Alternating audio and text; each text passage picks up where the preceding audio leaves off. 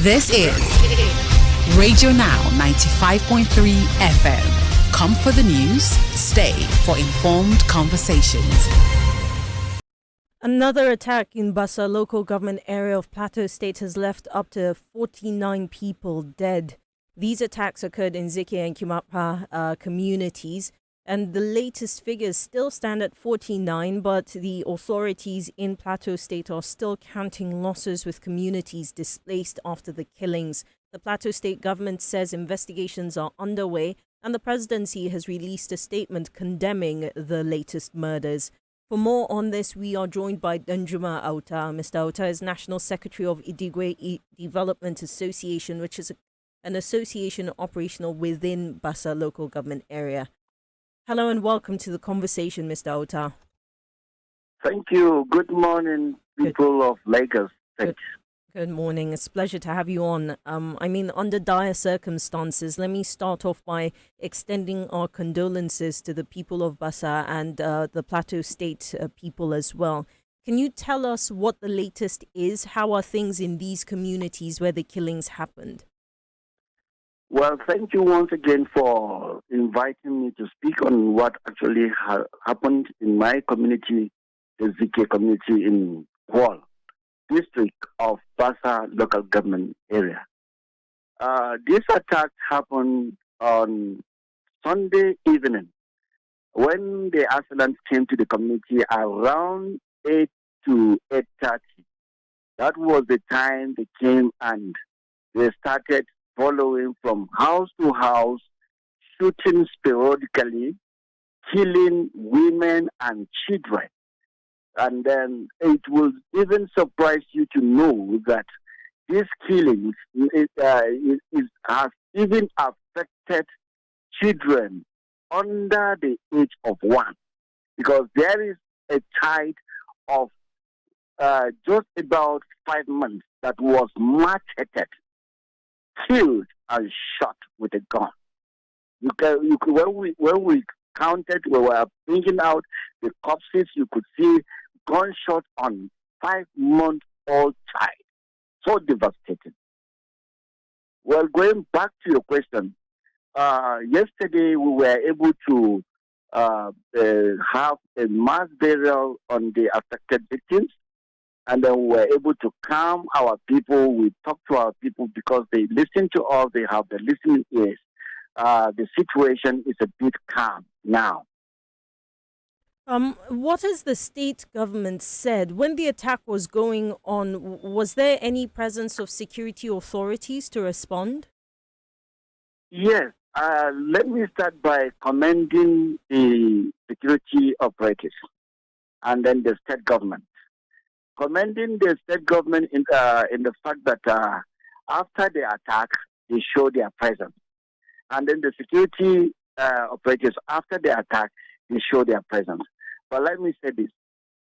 You see, this thing is becoming so worrisome in this country that when an incident is happening and the security are aware, because why do we say that the security are aware? Because they have every information. They have their information rooms where they gathered information of of their own surveillance. But you will be taken unaware, or very surprisingly to hear that an incident of this magnitude will be happening, and then the security will not respond instantly to the happening until after an hour or two before you see the presence of the security.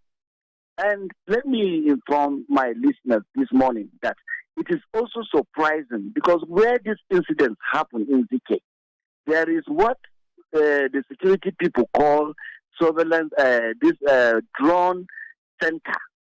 And the drone center is not far from the community that this thing happened. It's not up to 1 kilometer. And when these people came, it is not that they only came and were macheted the people silently. They were shooting. And there are military stations in that place where this thing happened. And nothing happened. No response from the military drone station. Nothing. This is really a thing of concern to us as a community. And we started asking questions. Why are these military here?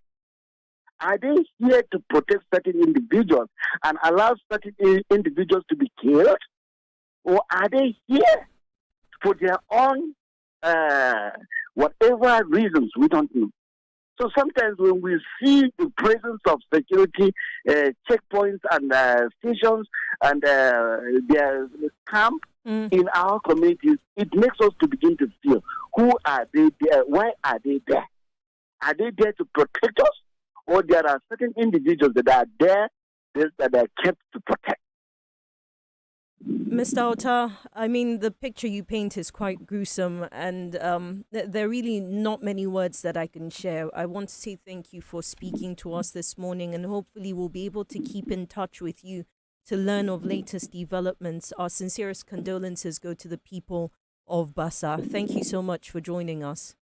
Thank you very much. But let me correct something. The figure that is going around is not 49. Let me give the figure. I counted the dead bodies myself. So the figure is 51, not 49.